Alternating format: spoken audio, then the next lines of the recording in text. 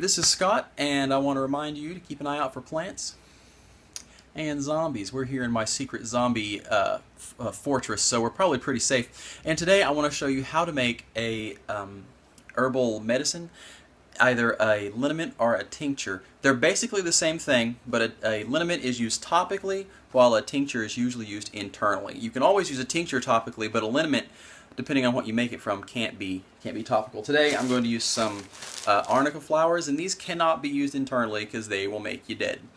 And since it's not going to be used internally, I'm going to use rubbing alcohol as the solvent to pull out the medicinal constituents.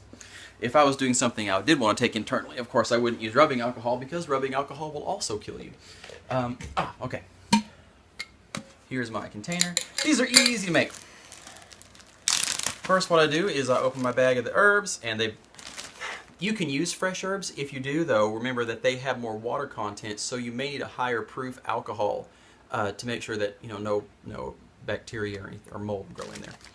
But I take these flowers, and I'm just going to put these in here.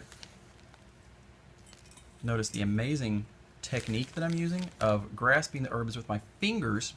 Oops, you can just ignore that fell on the ground. I'll vacuum that so none of the kids poison themselves. I'm a very safe parent.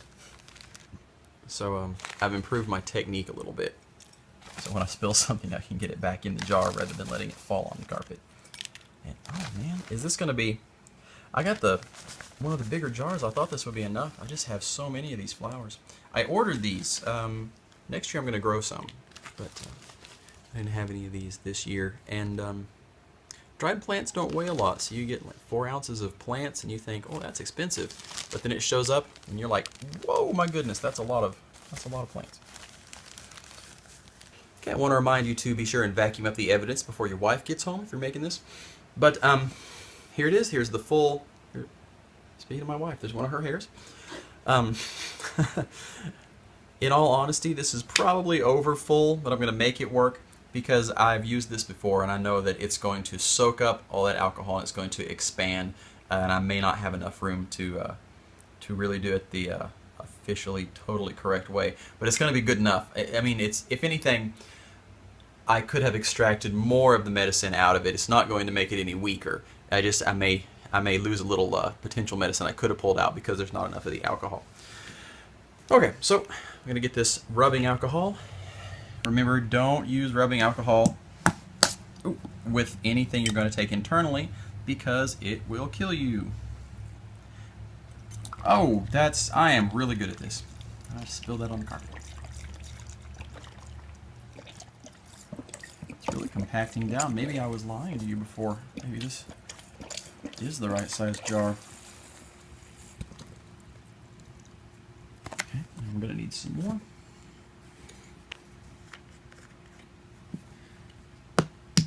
Now, why would you use rubbing alcohol instead of the alcohol that people could drink? Because it's a whole lot cheaper. You could use a vodka on something that you would take internally, and in medicinal doses, you're not getting enough to get drunk. You're using very small amounts. It's like the same amount you would get if you added vanilla extract to a cake or something. But yeah, very full, very full.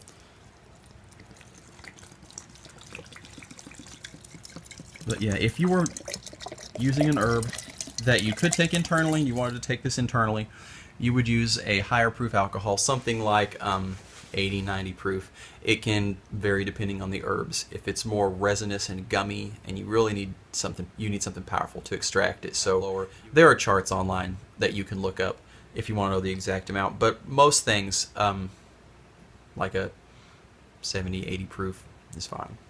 Now this is probably about ready. I guess I'll have to save the last of this rubbing alcohol. But you want it to be, maybe give it an inch or a quarter inch or an inch above the herbs. And these have started to float. They're probably just anywhere in here is good. I'm going to leave it there. And tomorrow I'll come back and check and see if they've soaked it up. Sometimes these dried herbs are real thirsty, and they'll soak up that alcohol, and they'll be above the alcohol level. But you just add some more after another day. And I'm going to label this. I'm going to come back every day and Give it a little shake. Say nice things to it. If you're into all that energetic stuff. Let me cap this. And and label that. You don't want to forget what that is and think it's something else and poison yourself. So always label the jar, not the lid, because the lid can go fit on any jar. Label the jar itself. In 2 weeks, that's going to be ready. Hey, I just happen to have some that I started 2 weeks ago. And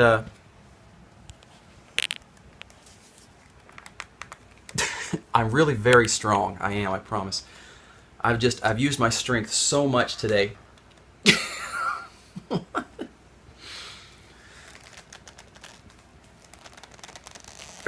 Okay, there, see? Very, very strong.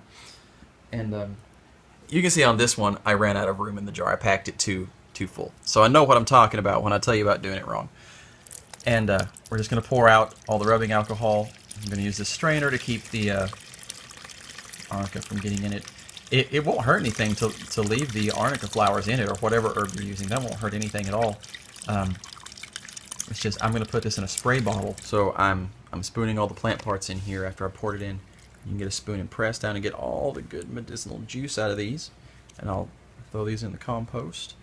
And I'll get all the juice out of there, put all this in here. When I'm done, I'm going to rinse this back out, and I'll rebottle the arnica liniment back in here until I want to put it in a smaller, prettier bottle.